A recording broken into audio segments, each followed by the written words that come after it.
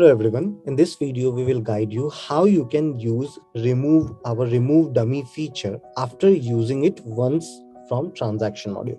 So earlier you simply went into your transaction module and here from very top you got the remove dummy feature through which you refreshed your profile and started fresh.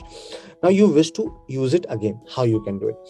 So we have provided this feature on your profile itself. What you need to do on your right hand side in the very top, please check there. You will find your name and your company name. You need to click on this.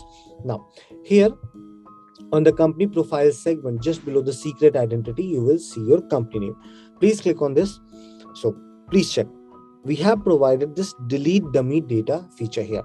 So you can click on this delete dummy data and accordingly it will take you to remove dummy feature.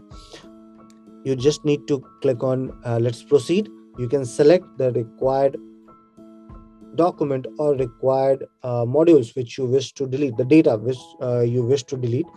Then you can simply select it. I understand the consequences and you need to type this: I want to permanently delete selected data with the caps lock on. So once you will type it, then after this confirm and permanently delete option will get activated.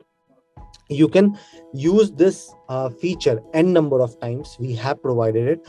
It's just have a restriction that the user need to be in the management team to use it. Also to paid clients whose profile the paid plan have already been activated, this particular feature is not available for them, as because once you move towards the paid plan, then after all the data becomes live. So this particular feature we have not provided. I hope this particular video will be helpful to you in order to go ahead and reactivate and reuse the remove dummy feature. Have a good day ahead.